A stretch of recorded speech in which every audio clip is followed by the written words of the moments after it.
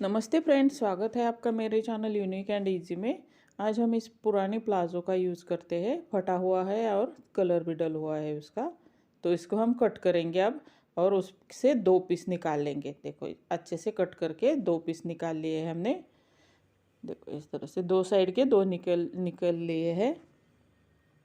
इस तरह से उन पीसेस का हम मेजरमेंट देखेंगे। 26 इंच बाय 22 इंच उतना है। देखो इस तरह से अब चारों ओर से सिलाई लगा लेंगे उन दो पीसेस को और ज्वाइन कर देंगे। अलग अलग कलर के लेते हैं तो भी चल जाएगा। इस तरह से हम क्या करेंगे, अब उसको जिप अटैच कर देंगे। देखो जिप को खोल दिया है मैंने और दो साइड में 22 इंच वाली साइड है ना, वहीं पे हमें जिप अटैच कर देनी है। देखो इस तरह से हमने जिप अटैच कर दिया और ऊपर से सिलाई भी लगा दी है। अब बीच में फोल्ड करके वहाँ पे हम देखो इस तरह से मार्क लगा देंगे। दोनों साइड से वहाँ जहाँ पर हमने बीच का मार्क लगा लिया है ना, वहीं तक हम फोल्ड करते लाएंगे कपड़े को। देखो इस तरह से 2.5 इंच पर दोनों साइड में हमें मार्क लगा लेनी है जिप की तरफ से। देखो इस तरह से हमें मार्क लगा लेने। जहाँ पर मार्क लगा लिया है ना, वहीं से देखो इस तरह से हमें पहला फोल्ड लगा ले जाना है। ध्यान से देखिए फोल्ड कैसे लगाना है। देखो अब दूसरा फोल्ड, देखो इस तरह से हमें दूसरा फोल्ड लगा लेना है। अगर आपके पास बड़ा वाला कपड़ा है, बड़ा वाला बैग बनाना है आपको, तो आप ज़्यादा भी फोल्ड लगा सकते हो। देखो इस तरह से हमने पिन लगा ली है। मैंने दो फोल्ड लगा लिए हैं। अब दूसरी साइड में भी हम सेम प्रोसेस करेंगे।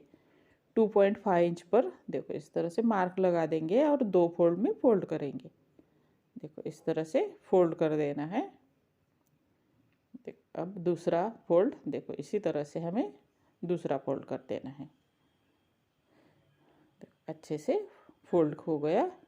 अब वहाँ पर हम पिन लगा देंगे। अगर चैनल पे नए हो तो चैनल को सब्सक्राइब ज़रूर कर देना। अब हमने रनर डाल दिया है उसमें। अब मैंने 3 इंच बाय 7.5 इंच का एक पीस लिया है और उसको देखो इसको इस तरह से हमने ज्वाइंट कर दिया है। एक साइड से ज्वाइंट होने के बाद दूसरी साइड में हम उस पीस को देखो इस तरह से फोल्ड करके सिलाई लगा देंगे। अब दूसरी साइड के लिए मैंने देखो इस तरह से 6 इंच बाय 7.5 इंच के दो पीसेस ले लिए हैं। देखो इस तरह से अब उसको फोल्ड करके हमने एक साइड से हमें राउंड शेप दे देना है।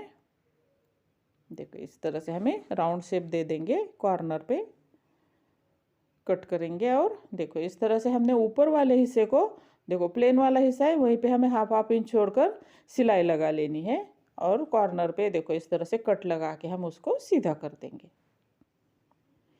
अच्छे से कट लगा लेने हैं। अब हम उसको सीधा कर देंगे। अच्छे से सीधा कर देने के बाद जो मेन पीस है ना, उसको उस छोटे पाउच के साथ देखो इस तरह से जॉइंट कर देना है। पाउच का एक साइड और बड़े वाले पीस पूरा देखो इस तरह से हमें वहाँ पे एक सिलाई लगा देनी है। अब सीधा करके ऊपर वाली जो एक साइड छोड़ी है ना पाउच की, उसको देखो इस तरह से वो जो हाफ इंच हमने छोड़ा था ना, उसको अंदर की तरफ फोल्ड करके इस तरह से हमें सिलाई लगा लेनी है अच्छे से। देखो अच्छे से हमें सिलाई लगा लेंगे। चारों ओर से, पाउच के चारों ओर से हमें सिलाई लगा लेनी है। अब हम उसको थोड़ा डेकोरेट करने के लिए लेस लगा देंगे। ये बची हुई लेस थी मेरे पास, तो मैं देखो इस तरह से पाउच को लेस लगा दूंगी ऊपर वाले कि ताकि अच्छा लुक आ जाए। ये हो गया। पिन निकाल देंगे हम। अब देखो अब फोल्ड करके बीच में मार्क लगा लेंगे।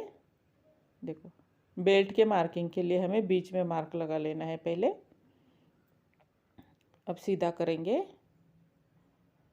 अब बेल्ट बनाने के लिए देखो 4 इंच बाय 14 इंच के दो पीसेस लेने हैं हमें और उन दो पीसेस को देखो इस तरह से हमें फोल्ड करके सिलाई लगा लेनी है।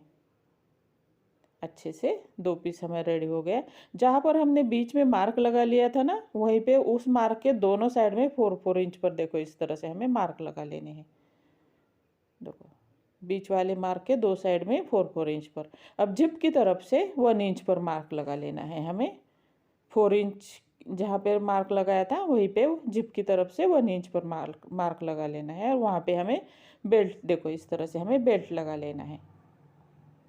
देखो ये हमारा बैग रेडी हो गया। आपको ये अच्छा लगा, कैसा लगा ज़रूर बता देना। अब हम इसको देखो वेलक्रो लगाएंगे। देखो इस तरह से 4 फोल्ड में बैक को फोल्ड करेंगे और वेलक्रो लगा देंगे। ये अब पूरी तरह से रेडी हो गया।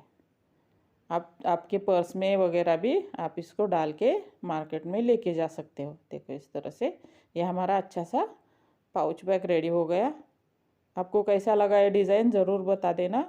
सब्सक्राइब और शेयर भी ज़रूर कर देना। Thank you.